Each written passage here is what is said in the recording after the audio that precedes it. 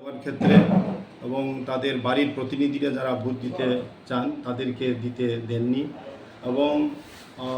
BJP মথা রাজনৈতিক দলের যে পোলিং এজেন্ট আছেন তার ড্রাইভার সেখানে সুব্রত চৌধুরী নামে একজন ব্যক্তি সেখানে তার নিজস্ব উদ্যোগেই এই বাড়ির ভোটারদের পোস্টাল ব্যালটে ভোট দেওয়ার জন্য সেখানে চেষ্টা করে এবং ভোট দেন বেশ কয়েকটা বুথ এলাকার মধ্যে এবং আমাদের এজেন্ট তার প্রতিবাদ করা হয় এবং সেখানে যে প্রিসাইডিং অফিসার আছেন স্বপন দাস ওনাকে বারবার অভিযোগ জানানোর পরও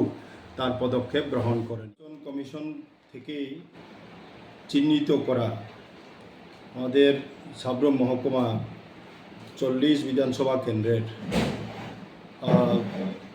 ফিজিক্যাল হ্যান্ডিক্যাপ সেখানে 50 জন এবং 85 তার ঊর্ধ্বে বয়স্ক 105 জন ভোটার আমাদের 40 বিধানসভা কেন্দ্রে আছে। তো যথারীতি গতকাল এই বিধানসভা কেন্দ্রের 6টা টিম বিভিন্ন বুথ এলাকায় তাদের ভোটদানের জন্য সেখানে তারা যান এবং উভয় রাজনৈতিক দলের সেখানে পোলিং এজেন্ট সেখানে ঠিক করা হয়। এতে করে আমাদের টাক্কা তুলসী এলাকার কয়েকটা বুথ এলাকাতে সেখানে আমাদের যে পোলিং এজেন্ট তার উপরে যথেষ্টভাবে সেখানে বিভিন্ন ধরনের হয়রানি সেখানে করা হয়। তার মধ্যে ভোট দেওয়ার ক্ষেত্রে এবং তাদের বাড়ির প্রতিনিধিরা যারা ভোট দিতে চান তাদেরকে দিতে দেননি এবং বিজেপি মথা রাজনৈতিক দলের যে পোলিং এজেন্ট আছেন তার ড্রাইভার সেখানে সুব্রত চৌধুরী নামে একজন ব্যক্তি সেখানে তার নিজস্ব উদ্যোগেই এই বাড়ির ভোটারদের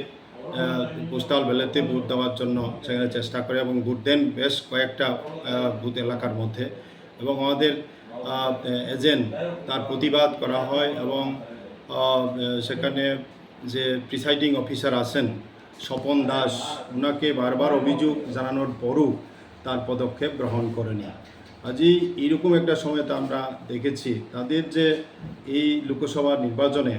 তাদের যে এই 2টা আসন তারা যে হারছেন তারই প্রতিফলন সেখানে দেখা গেছে। এই যে কটা বয়স্কদের ভোট এবং ফিজিক্যাল হ্যান্ডিক্যাপ যারা ভোট কেন্দ্রে ভোট দিতে যাইতে পারেন না তাদেরকেই পর্যন্ত তারা সেখানে সহ্য করতে পারেন না। তারা এই যে কটা ভোটটাকেই তারা ক্যাপচার করার জন্য সেখানে চেষ্টা করেছে। আমরা তীব্র প্রতিবাদ জানাচ্ছি এবং আগামী দিনে যাতে করে প্রতিটি বুথ এলাকার মধ্যে নির্বাচন কমিশন যাতে উদ্যোগ গ্রহণ করে যথেষ্টভাবে সেখানে আরক্ষাকে ব্যবহার যাতে করে তার জন্য আমরা নির্বাচন কমিশনের কাছেও আবেদন করছি। আমরা এটাকে কেন্দ্র করেই আমরা আজকে সিপিআই মহকুমা কমিটির উদ্যোগে আমরা রিটার্নিং অফিসার যে 40 বিধানসভা কেন্দ্রের ওনার কাছে আমরা ডেপুটেশন মিলিত হয়েছি। আমরা আমাদের অভিযোগ সেখানে দিয়েছি যাতে করে সুষ্ঠু নির্বাচন যাতে সেখানে করার জন্য উদ্যোগ গ্রহণ করে।